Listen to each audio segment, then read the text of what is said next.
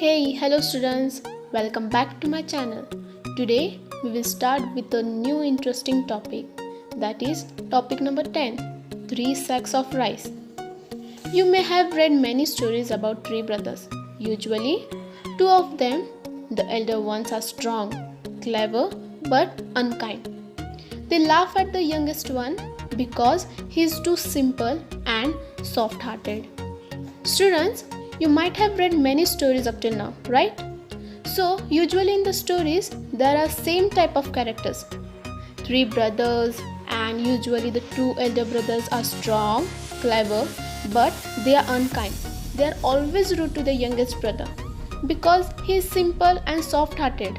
So, students, here soft-hearted means kind. And in this topic too, there are three brothers. So, let us see how these three brothers were. Our story also has three brothers who lived in a small town, but they were all three of them honest, kind, and hardworking.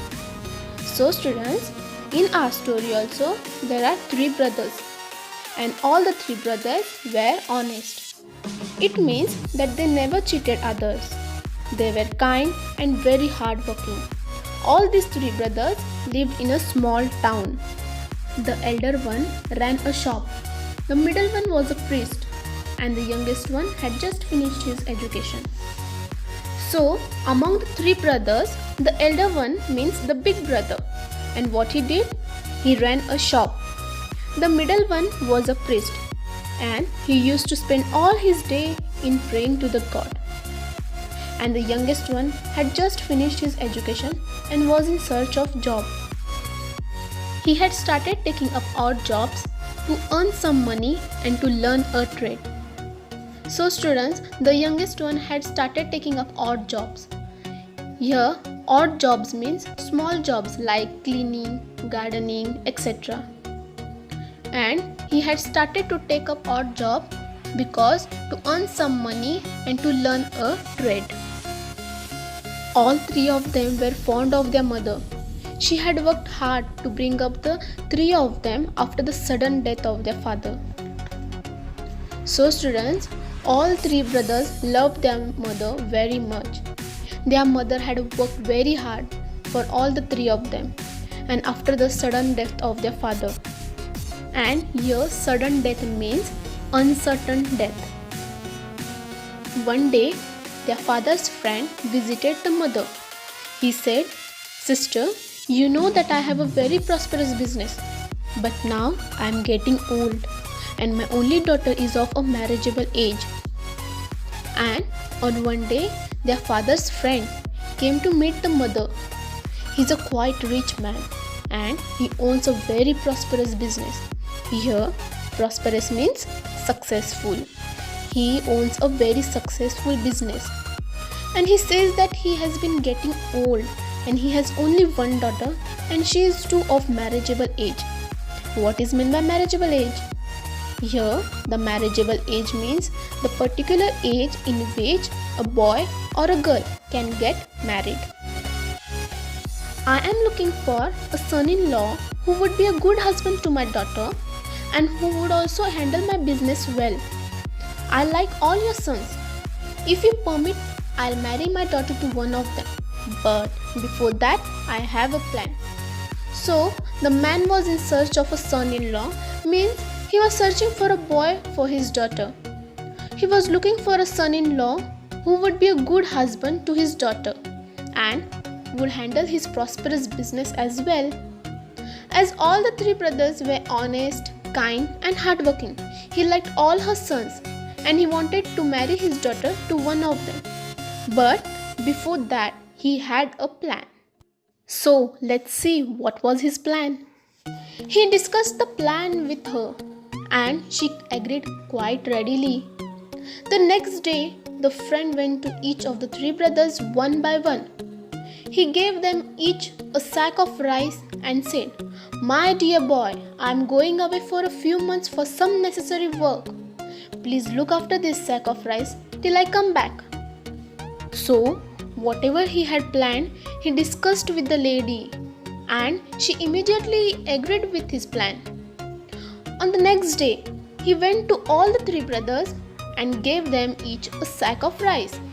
And he said them, he has been going away for a few months for some important work, and he handovers them a sack of rice and he requests them to look after it.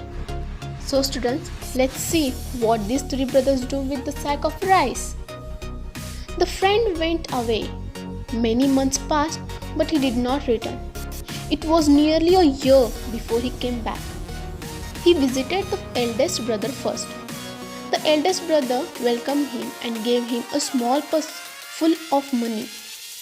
Uncle, you had left a sack of rice with me. After a few months, I was worried that it may get spoiled. Therefore, I sold this rice to my customers. Here's the money I got. Please accept it. Thank you, my boy. You're such an honest person. So, the friend went for the important work. Many months passed, but he did not come back. It was almost a year before he came back.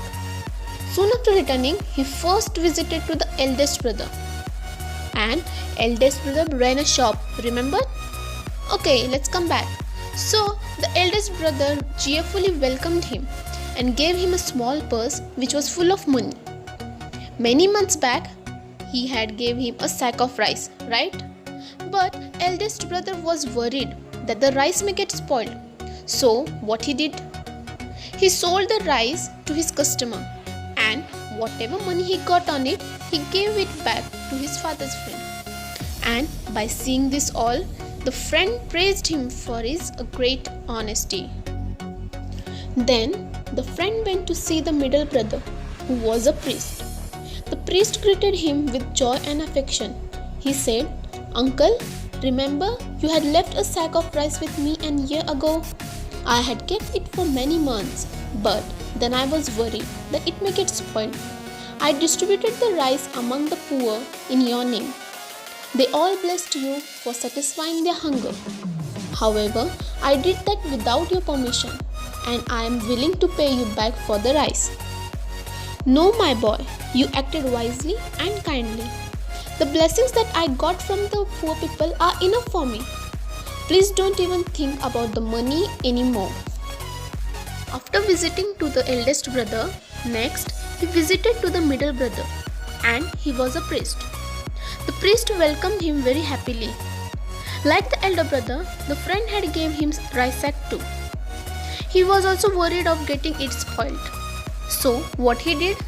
He distributed that rice among the poor, and all the poor to whom the priest had offered the rice blessed the friend for satisfying their hunger.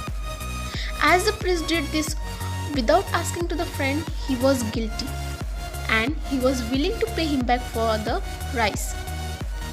But by seeing all his act of kindness, he refused to take the money. Lastly, he visited to the youngest brother. Now, let us see what the youngest brother did of the sack of rice. When the friend went to visit the youngest son, he too welcomed him with love and respect. But he said that he had a confession to make. The sack was lying with me for a long time. But then I had an idea. I often go to a neighboring farm to help with the work. I borrowed an unused plot of land from the farmer. I exchanged the sack of rice for paddy and sowed the paddy in the plot. Fortunately, the crop grew well and yielded 25 sacks of rice. I have kept back 5 of the sacks and sold 20 of them. Here's the money. If you allow, I would like to keep a part of it as my share, considering the labor and money I spent to get it all done. A wide smile spread on the friend's face. He had found his future son-in-law. Like 2 other brothers, the youngest brother also welcomed him with love and respect. He said that he had a confession to make. The word confession means to express the guilty. Here, why was he guilty? So, let us see. As before we have seen that he had gave sack of rice to take care of it. As many months passed, the rice was lying with him. So then he got an idea. He usually went to a neighboring farm to help with the work. He borrowed an unused plot of land from that farmer. Here, students, the unused plot of land means the land which is not used for any purpose. And after buying the unused plot of land, he exchanged the sack of rice with paddy. So, what is meant by paddy? Paddy means a field where rice is grown. And he started sowing.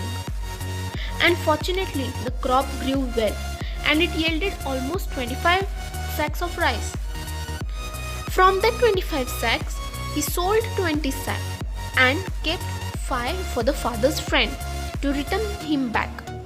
He offered him money and asked him to keep a part of the money with himself as his share for the labor and money he spent to yield the farm. Hearing this all, the friend was very happy and he had a wide smile on his face. And finally, he had got his son-in-law and a good husband for his daughter. So students, why did he choose the youngest son as a son-in-law? What do you think? Let's see. Because the youngest son used that sack of rice very wisely. From just one sack of rice, he made a profit of 25 sacks. The youngest son was business-minded, and the father's friend also wanted the same son-in-law, while the other two brothers didn't use the sack of rice wisely.